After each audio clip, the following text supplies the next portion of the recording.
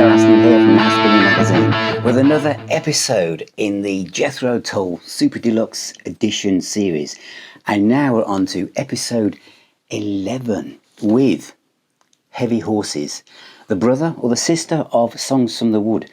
But although they are connected, there is a differential, I feel, in the albums and their approach. Anyway, let's dive in and have a look inside the box. I didn't have this on vinyl. The only other version I had was this CD version, which was from 2003.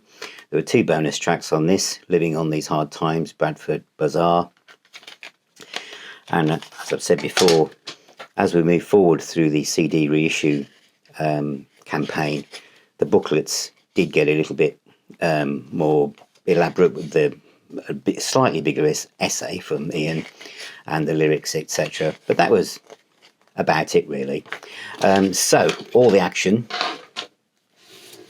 was about this, the New Shoes edition, which included the original 1978 album remixed to stereo 5.1 by Stephen Wilson, unreleased songs, alternative versions, plus the May 1978 concert from Byrne in stereo and 5.1. This included 5 discs and a 96-page book. So you can see straight away there's a picture you've just seen from the other CD version. And as with all the others, the fonts, the colours, everything about it has been put together with the same attention to detail that you've had with all the others. Now, the other thing I just want to mention while I'm here is Live at Byrne 1978.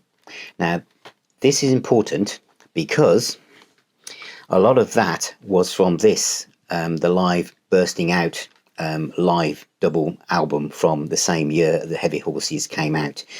Now, in this booklet, because I know some people have said, why haven't they done the live one? Well, in some ways they've not done the live one because they've included the bulk of it in here. But what is interesting in this particular version is there's a very, very small essay in this, and it talks about actually being from Switzerland with Claude Nobbs doing the introduction. As it says that they recorded absolutely tons of stuff every night. We recorded every night for the core of the European tour on 8-track, and they've listened to it and selected what were the best tracks for this original album. And it said they've got tons of it lying at home, all in storage, but it's all the same. It's all the same tracks repeated, which in the days of 2003, people would have thought, well, we've picked the best tracks, so why would anyone want any more? Now, I wouldn't be surprised if somewhere down the line there'll be a box set which includes all the nights or several more nights of the live tour from 1978. But in the meantime, the core of it is in this box set for Heavy Horses.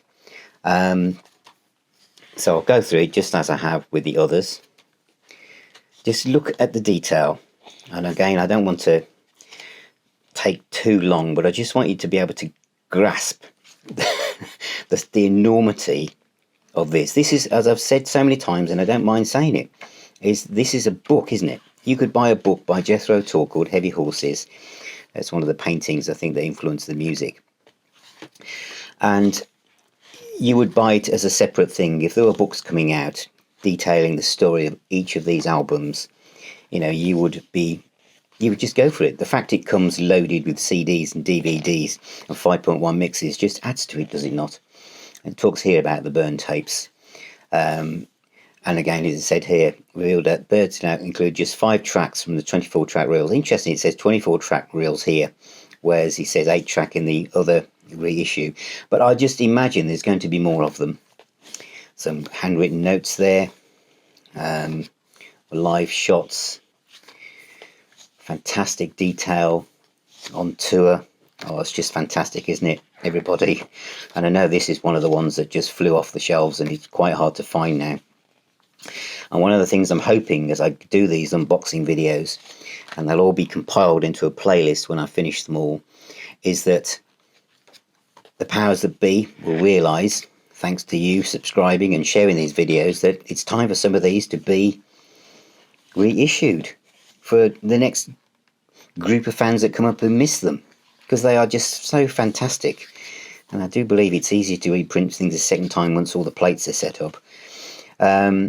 It's just superb, isn't it? It's just fantastic. Talking here to Maddie Pryor.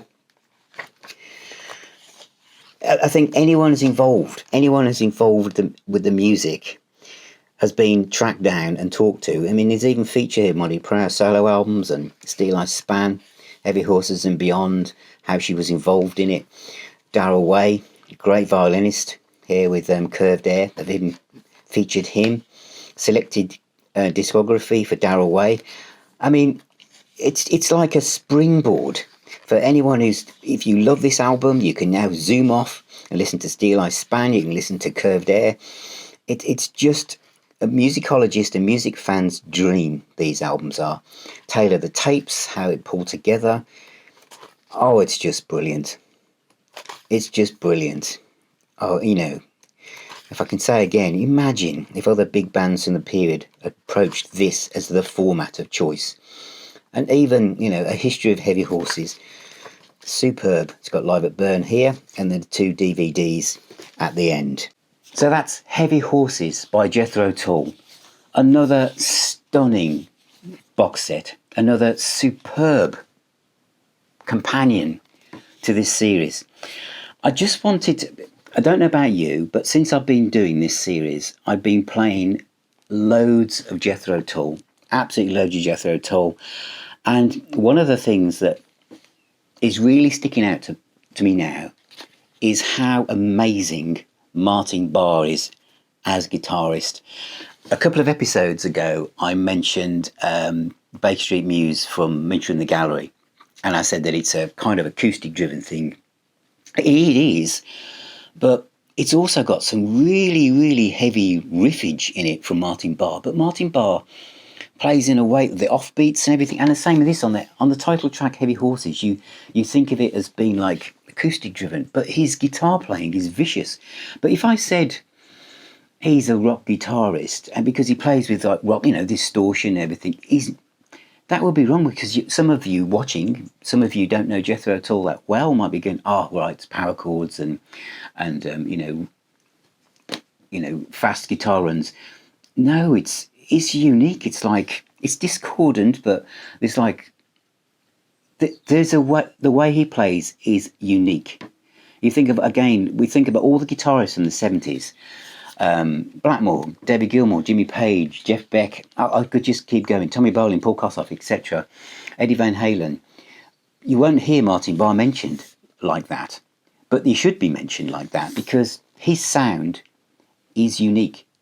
Jethro Tull are the quintessential eccentric Englishman's band, prog, and Martin Barre fits in with that. Later on in the 80s, we get a more kind of ZZ Top, Mark Knopfler, more obvious rock sound. But this period, Martin Barre is just superb. And this set is also fantastic. And this album with Songs of the Wood have become my firm favourites. And I know this one's hard to find now. So, Chris Liss, Ian, if you're watching, more and more people are watching these videos, and a lot of people would love to see these come out again. And thank you, Mr. Anderson, for your level of control and detail and archiving skills in enabling us fans who are there and new fans who are joining the train now, the Jethro Tull train, to enjoy your timeless music. So next time we're going to be looking at Stormwatch. Whoa. Great album. So thank you very much for watching. Thank you for being here. Thank you for subscribing and ringing that little bell. And remember, music is the healer. It is the doctor. Thank you to Yogi, Clive, Chris and Andy and all my patrons and everyone who's now supporting me. And I shall see you on my next video.